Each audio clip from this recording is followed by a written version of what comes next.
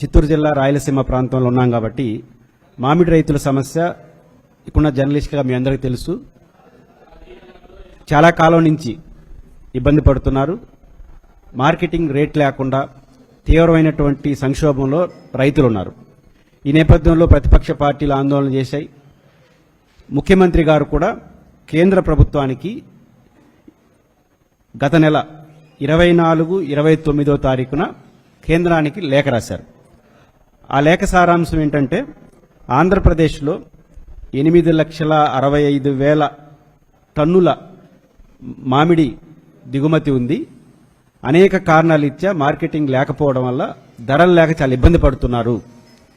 ఈ నేపథ్యంలో కేంద్ర ప్రభుత్వం పీడీపీ పథకాన్ని అదేవిధంగా ఎంఐఎస్ని నిర్ణయించాలని కోరుతూ లెటర్ రాశారు. దానికి ముందస్తుగా మన కర్ణాటకలో 17 రూపాయల 50 పైసలకి కిలోకి 1,50,000 టన్నులు తీసుకోవడానికి కేంద్ర ప్రభుత్వం కుమారస్వామి గారి లెటర్ ఆధారంగా ముందుకొచ్చింది. ఈ నేపథ్యంలో 2 లెటర్లు చంద్రబాబు నాయుడు గారు రాశారు.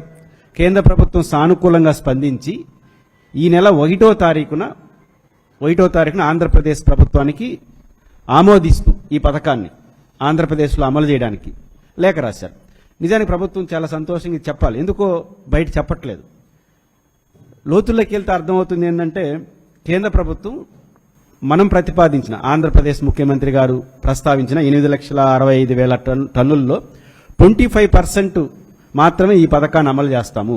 అంటే 2,16,250 టన్నులుకి ఈ పథకం పీడీపీ కింద అమలు చేస్తాం. 17 రూపాయల 45 పైసలు, దాదాపు కర్ణాటకతో సమానంగా. కేంద్ర ప్రభుత్వం తన వాటాగా 50% ఇస్తుంది. మిగిలిన 50% రాష్ట్ర ప్రభుత్వం గుజ్జు కంపెనీలు ప్లాన్ చేసుకోవాలి. అంటే కేంద్ర ప్రభుత్వం అక్షరాల 183 కోట్లు ఇవ్వడానికి ముందుకొచ్చింది. చంద్రబాబు నాయుడు గారు తన లెటర్లో ఏమో ఫైనల్గా 7 లక్షల టన్నులకి మేము గుర్తించాము, 4 రూపాయలు రాష్ట్ర ప్రభుత్వం దీనికి సబ్సిడీ ఇవ్వడానికి కూడా ముందుకు వచ్చిందని లెటర్లో ప్రస్తావించారు. అంటే 7 లక్షల టన్నులు సమస్య ఉంది. కేంద్ర ప్రభుత్వం 25% మాత్రమే ఈ పథకాన్ని అమలు చేయడానికి ముందుకు వచ్చింది. అంటే కేంద్రం వాటాగా దాదాపు 183 కోట్లు ఇస్తూ 2,16,000 టన్నులు కొనుక్కోవడానికి ముందుకు వచ్చింది. 50% అనగానే ఎందుకు రాష్ట్ర ప్రభుత్వం ఆగిపోయిందా అని అనుమానం వస్తూ ఉంది.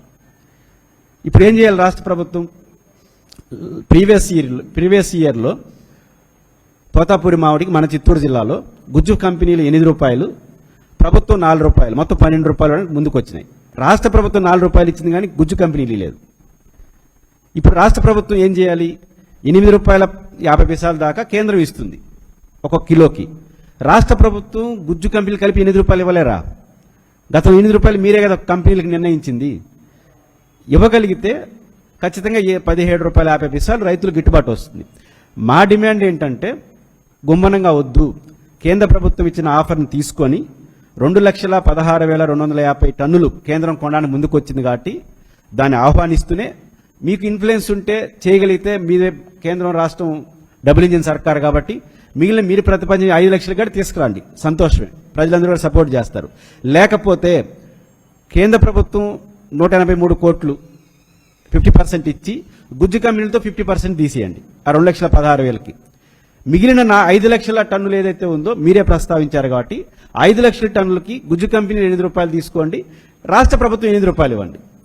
అప్పుడేమవుతుంది? వాళ్ళకి న్యాయం జరుగుతుంది, మనది. దీని ఖర్చు ఎంత? అచ్చరాల 425 కోట్లు. 7 లక్షల టన్నుల మామిడి రైతులు బాగుపడతారు, కనీస మద్దతు ధర వస్తుంది. 425 కోట్లు రాష్ట్ర ప్రభుత్వం పెట్టగలిగి కేంద్రం నుంచి 183 కోట్లు రాగలిగితే చంద్రబాబు గారు కేంద్రానికి రాసిన లెటర్ ప్రకారం 7 లక్షల టన్నుల మామిడి రైతులకు న్యాయం జరుగుతుంది. లేకపోతే సగం మందికి న్యాయం జరిగి సగం మందికి న్యాయం జరగకపోయినా అన్యాయం జరుగుతుంది. కేంద్ర ప్రభుత్వ పథకం మనం ఉపయోగించుకోకపోతే వచ్చే అవకాశాలు కోల్పోతాయి. రెండో డిమాండ్ నేను చేసేది అంటే, రాష్ట్ర ప్రభుత్వం గతంలో ఫ్యాక్టరీల ద్వారా ఏదైతే కొనుక్కున్నారో ఆ ఫ్యాక్టరీల ద్వారా కొనుక్కున్న దాన్ని ఫ్యాక్టరీలే చెల్లించాలి 12 రూపాయలు. రాష్ట్ర ప్రభుత్వం ఇవ్వదలుచుకున్న సబ్సిడీని ఫ్యాక్టరీలకు ఇవ్వాలి. కానీ గత సంవత్సరం ఏం చేసినారు? డైరెక్ట్గా రైతుల్లోకి ఇచ్చేసినారు. ఫలితమైంది ప్రభుత్వం ఇచ్చేసి ఫ్యాక్టరీ వాళ్ళు మోసం చేసినారు. కేంద్ర ప్రభుత్వం మార్గదర్శకాల్లో అది కుదరదు. ఫ్యాక్టరీ ఎంత కొంటే అంత ఫ్యాక్టరీ ఇచ్చేవాలి, ఫ్యాక్టరీకి ప్రభుత్వాలు రీఇన్వెస్ట్మెంట్ చేస్తాయి. అప్పుడు ఏ రైతు నష్టపోడు. ఇప్పుడు ప్రభుత్వం సపరేట్గా రైతుకి ఇచ్చింది అనుకోండి, ఫ్యాక్టరీ ఇకపోతే కూడా ఏం చేయలేము. ఇప్పుడు కేంద్ర ప్రభుత్వం స్కీమ్ అమలు చేయాలంటే, పద్ధతిగా అమలు చేయాలంటే ఫ్యాక్టరీ ఎంత కొంటే అంత రైతుకి ఇచ్చేవాలి. రాష్ట్ర ప్రభుత్వం ఇచ్చే సబ్సిడీ, కేంద్ర ప్రభుత్వం ఇచ్చే సబ్సిడీ కంపెనీకి ఇస్తుంది. అదే పర్ఫెక్ట్. అప్పుడు రైతు అన్యాయం కాడు.